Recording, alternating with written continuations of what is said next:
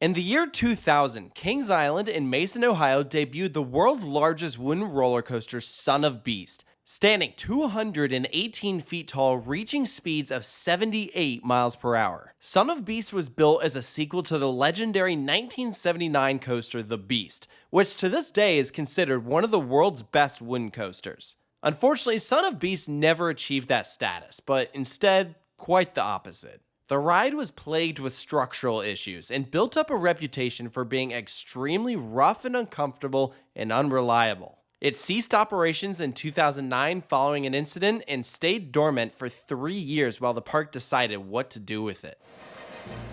We started with Cedar Point talking about Son of Beast. Just one conversation. And I think at that time, their head was spinning from that, a project that didn't go through, but something that got them thinking. The ride would never be RMC'd and instead began its deconstruction in the fall of 2012 to make way for a brand new B&M invert in 2014 named Banshee. The name was reused from an old trademark for what is now Rougarou at Cedar Point. In 1996, that made its debut as Mantis, leaving the name Banshee available for another attraction at a later date. Banshee was pinned as the largest single investment in Kings Island history at a cost of $24 million. It was complete with an epic new announcement video showcasing Son of Beast collapsing and Banshee rising from the ashes.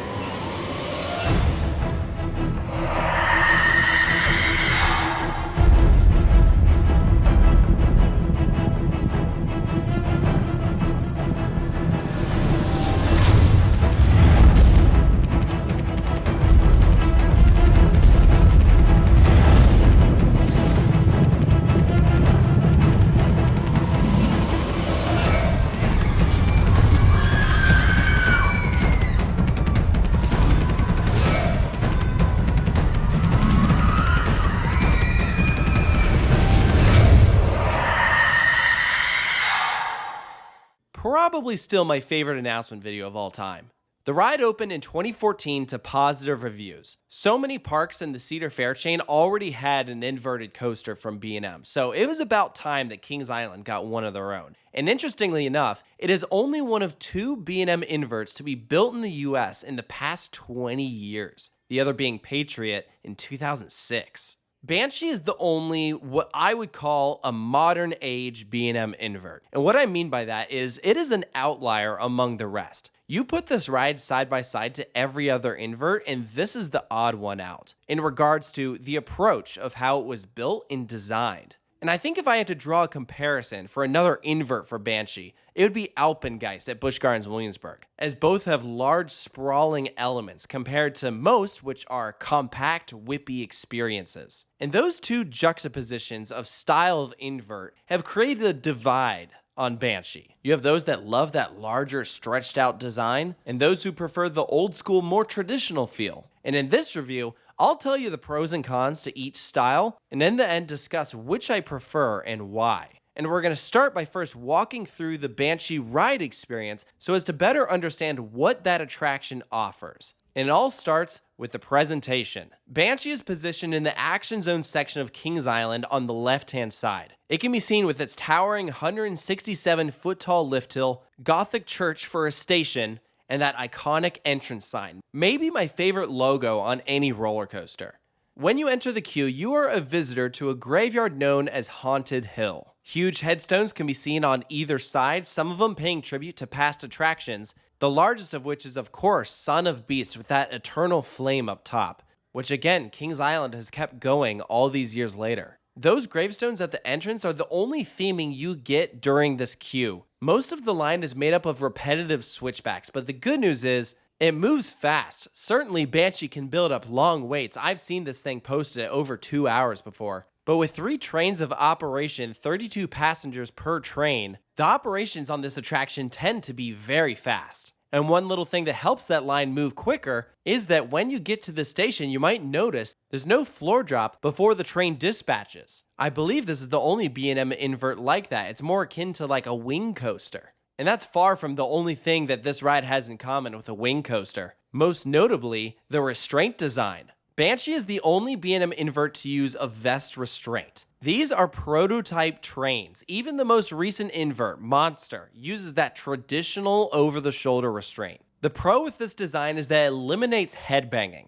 That may or may not be an issue for you on other inverts depending on the smoothness of that particular coaster, but also your height. When I was younger, I remember hitting my head more on these restraints that it became something that I wasn't a huge fan of. I always had to like stick my head way out. But with this vest, the idea is there's nothing to bang you around side by side.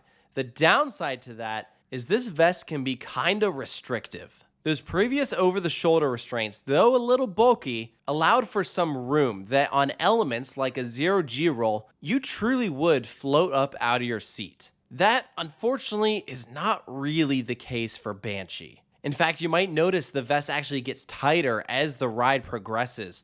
They can really press down under your collarbones and feel a little suffocating. Like if you're at all claustrophobic, this might not be your favorite restraint. So for me, I find these trains to be, in general, a negative attribute of Banshee. I think in theory, it's a good idea, and if they ever do another one and opt for the same design, I hope they're able to adjust the tightness of the vest so it doesn't become so restrictive.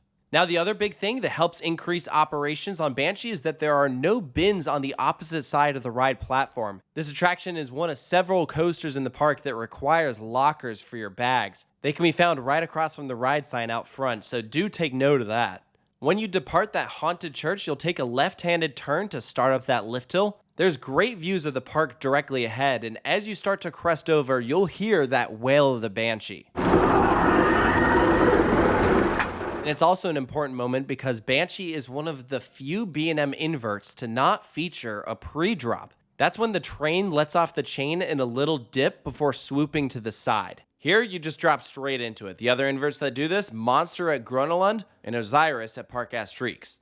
Riders will plunge down a 150-foot swooping drop to the right, building up a ton of speed, feeling a lot of positives as you rise up into your first of 7 inversions, a dive loop. So many inverts hit a vertical loop straight away, but not Banshee. And this dive loop is awesome. You kind of stall out at the top and then just build all that speed back up as you're plunging to the ground. It's also a great visual with it being so close to the pathway. Next up is that vertical loop, which actually threads through the lift hill. I could be wrong, but maybe the largest vertical loop on an invert. It's probably either that or Katoons. An exact height has not been released for either one. But that's when you hit the massive zero-G roll, which, as I mentioned before, I definitely would enjoy more if it had those traditional restraints. I think for what it is, though, it's fine. I mean, it is still true zero-G. And this is where you hit the back half of Banshee. Now, Kingsland is a bit of a terrain park, and this particular area on the left-hand side is sloped downwards, so you're actually heading towards a valley, which is going to cause you to build up even more speed than you had at the beginning. Banshee is advertised as a top speed of 68 miles per hour, which in the marketing material for this ride, it is stated that you don't reach that top speed at the bottom of the drop, but rather from this pretzel knot coming up. After this zero-G roll, you rise up to the left-hand side of this 2-part element, very similar to a batwing, except the entry and exit tracks cross, forming that pretzel look, with this first half kind of feeling like another dive loop. And it's there at that valley that you're just feeling all those positives and supposedly going 68 miles per hour. At least, that's what they claim. You rise up into a sort of Immelman, which is that second half of the pretzel knot, fly through a vertical loop, and rise up into this far turnaround, slowly building up additional height so you can make it through your final inversion and inline twist.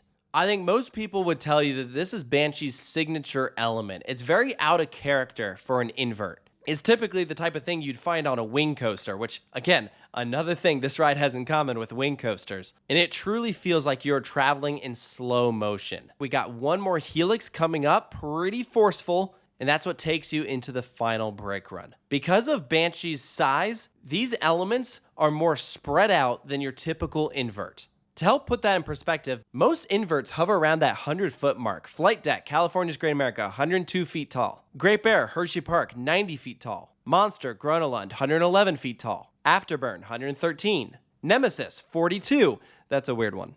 And the one most similar in height, Katoon at Mirabilandia, 164. I actually got to experience that ride back in 2018, and I said it reminded me of a cross between Banshee and Batman the Ride, because it started with the flowy, not as compact moments of Banshee, and then in the second half followed it up with the more compact whips of Batman. And it's that second half that is the reason that I said at the beginning that this ride mostly reminds me of Alpengeist, because I feel like that ride is consistent through and through in how flowy those elements are, because everything is so spread out. Typically, I prefer those smaller 90s B&M inverts because of their compact nature. I like getting whipped around. Bam, bam, bam. Those elements coming so fast you don't know what hit you. And I think Banshee might be too big for its own good. I genuinely think I would like this attraction more if it was smaller. Case in point, I'd rather ride Monster at Grunneland, which is significantly smaller. That being the newest B&M invert, when I rode it, I said, yeah, that feels like a mini Banshee. Still not as intense as the older inverts, but its compact nature works in its favor. Banshee's size and graceful elements reminds me of a wing coaster. And I know I'm not the only enthusiast who said that. I think the other thing that's holding me back from liking Banshee more is I don't feel like this ride has quite aged as well as some of those older inverts. Like, I don't believe that the ride ever truly opened glass smooth. My first ride was in 2015, the year following its debut, but I've noticed over the years how it's showing its age. And I do wonder if it's because of the trains. You know, these are larger vehicles because of the width of those vest restraints. I imagine that makes the train heavier. I wonder if that has an impact. Maybe it's just because it's a prototype. I don't know. You certainly could argue that the shake adds to the intensity, but I still stand by that I think this ride would be better if it was a glass smooth experience. But again, because there's no possible way for you to hit your head on this attraction, it certainly makes it better. But I have talked to people who after riding Banshee say, I have a bit of a headache. I think I'm going to go try out something else instead. Some people love this ride, and for others, maybe it's not for them.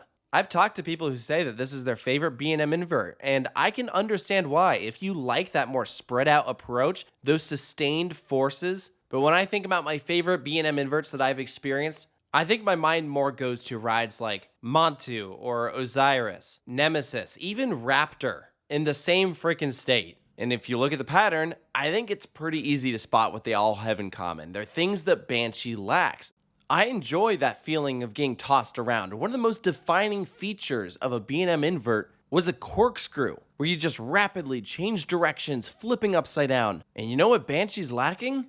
A good corkscrew. Every inversion is a smooth entry and a smooth exit, which is ironic considering that they went for a restraint style that's supposed to prevent headbanging, but when all your inversions are drawn out anyways, you probably could have gotten away with the traditional trains. And just to clarify, none of this is to throw shade at B&M or Kings Island. They took a different direction, looking at how much space they had left over from Son of Beast. They clearly wanted a larger ride. B&M tried something new with the trains, and in the end, I am glad that this ride exists. If anything, it adds diversity in B&M's catalog of inverts, shows that they are capable of producing two styles of the same type of ride. Kings Island needed another big mega looper, so it's a great fit in their lineup. It made sense, and it's become an iconic ride in their skyline. The colors are beautiful, and it's an awesome night ride because of how far back you go there. It gets very dark, which is awesome. But it's probably not a ride that I'm going to be marathoning, especially when Kings Island has so many strong roller coasters. I do prefer rides like Diamondback, Orion, and Mystic Timbers. Before Banshee's final score, I'm giving it a 7 out of 10. It may not be one of my top inverts, but I can absolutely acknowledge its pros, but also its cons. And regardless, it is an attraction that I will ride every single time I visit Kings Island. And so I want to hear from you guys down in the comments. What are your thoughts on Banshee? Do you agree with the points that I brought up? If you're new to the channel, please go check out the Coaster Reviews playlist full of rides from all over the world that I reviewed, all available in alphabetical order by the ride's name. Go see if your favorite is on there, and stay tuned for more here at Coaster Studios, and I'll see you next time.